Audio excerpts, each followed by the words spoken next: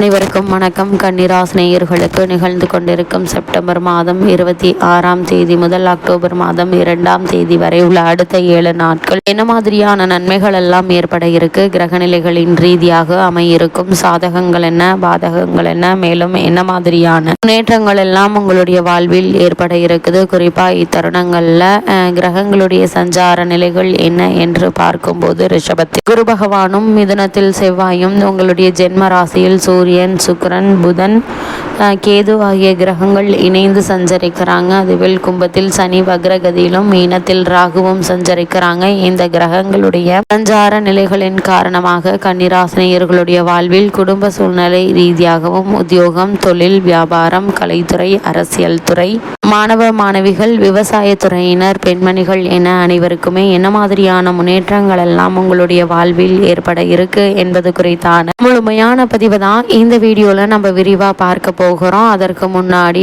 நீங்க கன்னிராசினியர்கள் ஆன்மீக சம்பந்தமான தகவல்கள், வாஸ்து சம்பந்தமான தகவல்கள், நவகிரக சன்னதிகள் எங்கு உள்ளன, அங்கு சென்று நாம் எப்படி வழிபட வேண்டும், பரிகாரங்கள் செய்யும் முறைகள் என்ன, உங்களுடைய ராசிக்கான பலன்கள் என்ன, குறிப்பா நிகழ இருக்கும் மகாலய அமாவாசை அன்று நாம் எப்படி வழிபட வேண்டும் என்ற தகவல்களை நீங்கள் படித்து தெரிந்து கொள்ள வேண்டும் என்ற விருப்பம் இருந்துச்சு அப்படின்னா சேனல் டிஸ்கிரிப்ஷன் பேஜ் மற்றும் சேனல் பேஜில் அதற்கான வெப்சைட் லிங்க் கொடுத்துருக்கோம். அந்த லிங்கை கிளிக் பண்ணி நீங்கள் படித்தும் தெரிந்து கொள்ளலாம். வாங்க இப்போ வீடியோக்குள்ளே போகலாம். இந்த வகையில் கன்னிராசியை சேர்ந்த உத்திரம் 2ஆம் பாதம் முதல் அஸ்தம் சித்திரை 2ஆம் பாதம் வரை உள்ள நட்சத்திரக்காரர்களுக்கு இந்த செப்டம்பர் மாதம் 26ஆம் தேதி முதல் அக்டோபர் மாதம் 2ஆம் தேதி வரை உள்ள அடுத்த 7 நாட்கள் மேலும் என்ன மாதிரியான நன்மைகள் எல்லாம் உங்களுடைய வாழ்வில் ஏற்பட இருக்கு என்று பார்க்கும்போது சூரியன், செவ்வாய், புதன் மற்றும் ராகு ஆகிய 4 வரை தவிர மற்ற கிரக நாயகர்கள் அனைவரும் உங்களுக்கு அனுகூலமாக இந்த வாரம் முழுவதுமே சஞ்சரிக்கிறாங்க. இதனால் இந்த வாரத்தில் உங்களுக்கு வருமானம் என்பது போதிய அளவிற்கு இருப்பதால் பண பிரச்சனை என்பது ஏற்படுவதற்கு வாய்ப்புகள் இல்லைங்க. உங்களுடைய ராசிக்கு பாக்கியஸ்தானத்தில் குரு அமர்ந்திருப்பது, ராசியை பார்ப்பதும் குடும்பத்தில் மனநிறைவு அளிக்கக்கூடிய ஒரு தருணமா அமைஞ்சிருக்குதுங்க. சுப நிகழ்ச்சிகள் நிகழ்வதால் குடும்பத்தில் மகிழ்ச்சி களை கட்டுங்க. அதே போல் எதிர்பாராத பல முன்னேற்றங்கள் உங்களுடைய வாழ்வில் ஏற்பட இருக்குது. அதே போல் கலத்திரஸ்தானத்தில் ராகு சஞ்சரிப்பதால் மனைவியினுடைய ஆரோக்கியத்தில் பின்னடைவு ஏற்பட இருக்குதுங்க. ஜென்ம ராசியில் சூரியன் நிலை கொண்டுள்ளதால உஷ்ண சம்பந்தமான உபாதைகள் ஏற்பட்டு எளிய மருத்துவ சிகிச்சையினால் குணம் கிடைக்குங்க. பாக்கியஸ்தானத்தில் குரு சுபபலம் பெற்று திகழும் இத்தருணத்துல சுக்கிரனும் அனுகூலமாக சஞ்சரிப்பதால் திருமண முயற்சிகளுக்கு மிகவும் உகந்த ஒரு வாரமா இந்த வாரம் அமைஞ்சிருக்குதுங்க.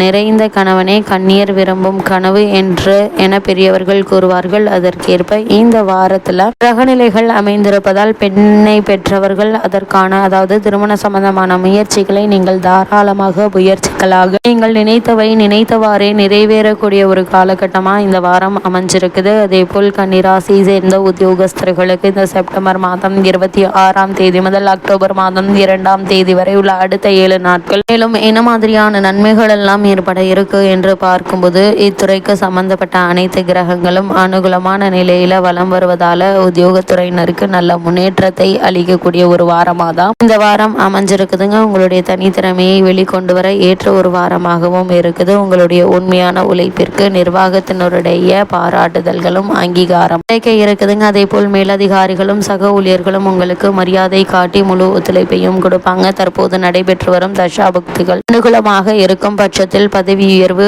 ஊதிய உயர்வு கூட உங்களுக்கு கிடைக்க இருக்குதுங்க. புதிய வேலைக்கு முயற்சி செய்து வரும் கன்னியர் அன்பர்களுக்கு மனம் நிறைந்த நிறுவனத்தில் மிக நல்ல ஒரு வேலை இந்த வாரத்தில் கிடைக்க இருக்குதுங்க. வெளிநாடு சென்று பணியாற்ற வேண்டும் என்ற விருப்பம் இருந்துச்சு அப்படின்னா அதற்கான முயற்சிகளை தற்போது நீங்கள் தாராளமாக தற்காலிக வேலைகளில் இருப்பவர்களுக்கு பணி நிரந்தரம் பெற்று தருவார் சனி பகவான். அதே போல் கொடுப்பதில் சனி தன்னிகரவற்றர் என கூறுகிறது ஜோதிட சாஸ்திரம். அந்த வகையில சனி பகவானுடைய இந்த நிலையினால நல்ல ஒரு முன்னேற்றம் ஏற்பட இருக்குதுங்க. அதே போல கன்னிராசியை சேர்ந்த தொழில் மற்றும் வியாபாரம் செய்பவர்களை பொறுத்த வரைக்கும் தொழில் மற்றும் வர்த்தக துறைக்கு சனி பகவானுடைய ஆதிக்கத்தில் தாங்க இருக்கு. சனி பகவானுடைய ஆதிக்கத்தில் தாங்க இருக்கு. சுக்கிரன், குரு ஆகிய இருவரும் சுபபலம் பெற்று திகழும் இந்த வாரத்துல சனி பகவானும் ஆதரவாக சஞ்சரிப்பதால வர்த்தகத்துறை சிறந்த முன்னேற்றத்தை அடையக்கூடிய ஒரு வாரமா இந்த வாரம் இருக்குதுங்க. உற்பத்தியை படிப்படியாக அதிகரித்து கொள்ளலாங்க. சந்தை நிலவரத்தை முன்கூட்டியே அறிந்து திட்டமிட்டு திறமையுடன் செயல்பட்டால் நல்ல லாபத்தை உங்களால் அடைய முடியும் என்பதை கிரகநிலைகள் சுட்டி காட்டுதுங்க. அது மட்டும் இல்லாம இக்காலகட்டத்தை பொறுத்த வரைக்கும் சில்லறை வியாபாரிகளுக்கு கூட குறைந்த குறைந்த வட்டியில் நிதியுதவி கிடைக்க இருக்குது. பெரிய தொழிலதிபர்கள் புதிய விற்பனை நிலையங்களை திறப்பதற்கு ஏற்ற அதிர்ஷ்டகரமான ஒரு வாரமா இந்த வாரம் அமைஞ்சிருக்குதுங்க. அதே போல் வெளிநாட்டுகளில் கிளைகளில் ஆரம்பிப்பதற்கு அனுகூலமான ஒரு காலகட்டம் என்று தாங்க சொல்ல வேண்டும். இது பற்றியும் பெரிய தொழிலதிபர்கள் சிந்திக்கலாங்க. அதே போல கன்னிராசியை சேர்ந்த கலைத்துறையினரை பொறுத்த வரைக்கும் நிகழ இருக்கும் செப்டம்பர் மாதம் 26ஆம் தேதி முதல் அக்டோபர் 2ஆம் தேதி வரை உள்ள அடுத்த 7 நாட்கள் மேலும் என்ன மாதிரியான முன்னேற்றங்கள் எல்லாம் ஏற்பட இருக்கு என்று பார்க்கும்போது, கலைத்துறைக்கு அதிபதியான சுக்கிரனும் மற்ற கிரகங்களும் ஆதரவாக சஞ்சரிப்பதால் கலைத்துறை அன்பர்களுக்கு அரிய வாய்ப்புகள் தேடி வர இருக்குதுங்க. வருமானம், வாய்ப்பும் வசதியும் உயரக்கூடிய ஒரு தருணமா அமைஞ்சிருக்குது. மக்களிடையே புகழும் செல்வாக்கும் அதிகரிக்குங்க. புதிய நாடகங்களை அறிமுகம் செய்து வைக்க கிரக நிலைகள் சுபபலம் பெற்று நிகழக்கூடிய ஒரு தருணமாகவும் இக்காலகட்டம் அமைஞ்சிருக்குதுங்க. அதே போல் கன்னிராசியை சேர்ந்த அரசியல் துறையினரை பொறுத்த வரைக்கும் கிரகங்கள் அரசியல் துறையினருக்கு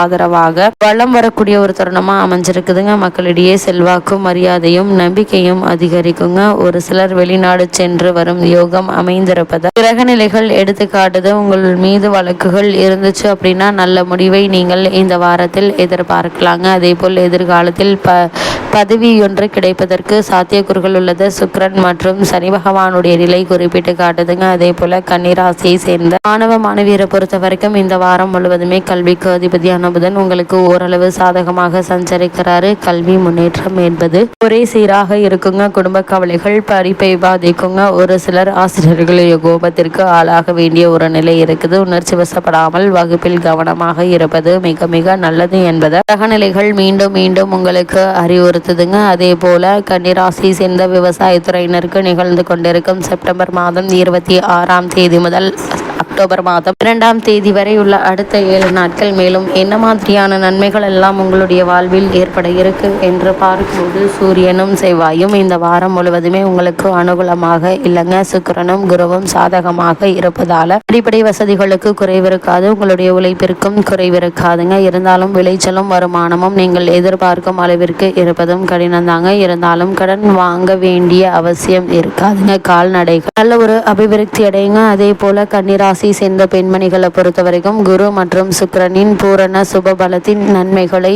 நீங்கள் இந்த வாரத்தில் நீங்கள் ஏற்படுத்தி கொள்ளலாங்க. அதே போல் திருமணத்திற்காக காத்துள்ள பெண்மணிகளுக்கு நல்ல ஒரு வரன் இருக்குது. வேலைக்கு முயற்சித்து வரும் நங்கையருக்கு நல்ல வேலை கிடைப்பது உறுதிங்க. குடும்ப பொறுப்பில் உள்ள பொறுப்புகளை ஏற்றுள்ள பெண்மணிகளுக்கு இந்த வாரத்தில் கவலை இல்லாத ஒரு வாரம் என்று தாங்க சொல்ல வேண்டும். ஒரு சிலருக்கு உஷ்ண சம்பந்தமான உபாதைகள் ஏற்பட்டு எளிய சிகிச்சையினால் குணம் ஏற்படுங்க.